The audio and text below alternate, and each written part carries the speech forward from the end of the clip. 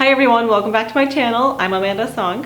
2018 has been the year of the historical drama, or 사극. First we had Mr. Sunshine, and now we have Hymn of Death. So I was looking up new shows that Lee Jung-suk is going to be in, and I found out he's starring in this two-part series as Kim Woo-jin, or the genius playwright. So that's when I first became interested in it.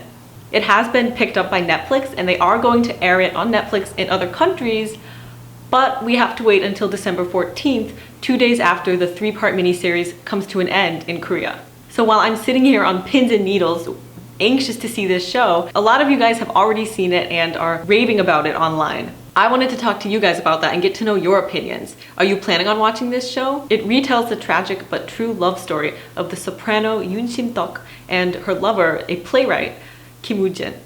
Shortly after the first episode aired, Instagram and Twitter were flooded with photos, short video clips, soundtracks, and comments of people saying this drama is really amazing and already eager to see the next episode. This miniseries, produced by SBS, is going to be the third rendition of The Hymn of Death, which is a classic but tragic love story in Korean history. It's kind of like the Korean version of Romeo and Juliet, except it really happened. Hymn of Death has already been a movie twice, so I kept wondering, why is this story still so popular, especially because suicide is a really touchy issue. So while I'm sitting here on pins and needles waiting for it to be aired on Netflix in America, I thought I would dive into the history a little bit and get the background story on why this tragic love story is such a big deal and still relevant even today. Fortunately, I found some pretty reliable information on Chungang Daily last night. So the show, Hymn of Death, or Death Song, is based on soprano Yoon Sim-deok's song of the same exact title. In 1926, she wrote a song called Hymn of Death, and she didn't compose it, she wrote the lyrics to the song. Now the song, when you listen to it, it's very melodramatic and very somber and like heartbreaking.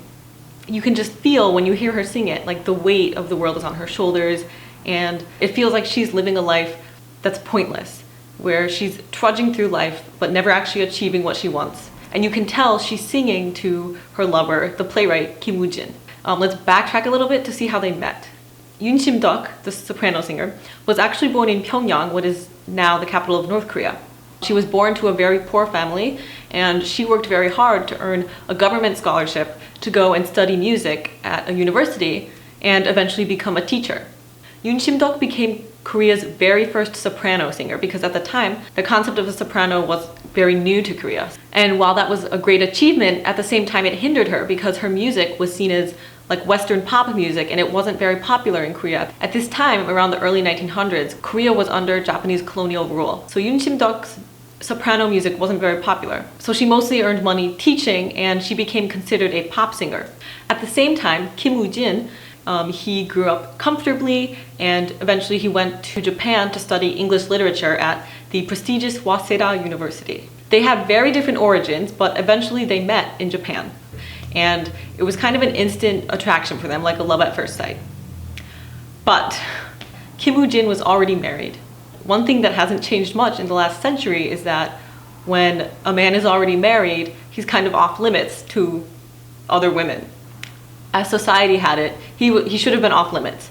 But regardless of that, they fell in love. Now here's the interesting part, because I always find myself, whenever I hear a story like this, I find myself wondering, like, what is it about each other that despite the fact that he's already married, he already has a wife, and despite the fact that she knows he already has a wife, why is she willing to give up so much just to keep loving him?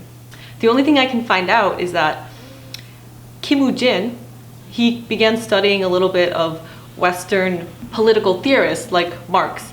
And Marx is famous for his ideals on communism and socialism. What is the one thing that communism praises? Being poor. In most communist theories, the ideal person is your poor, like average person, not well off, who works hard to pretty much earn their bread. So I'm guessing that to Kim Woo-jin, who of course grew up wealthy and pretty much getting everything he wants, Yoon Sim-deok, having grown up in a poor family, probably represented that ideal to him. She was the ideal woman to him.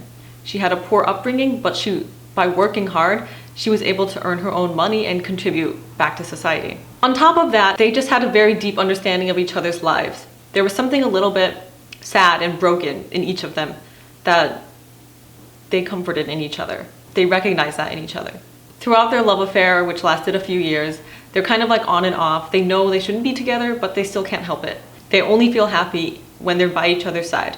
So eventually, Yoon Sim-deok writes her song, Death Song, or Hymn of Death. She writes this song in 1926, 3 days before taking a boat ride from Shimonoseki, Japan to Busan in Korea.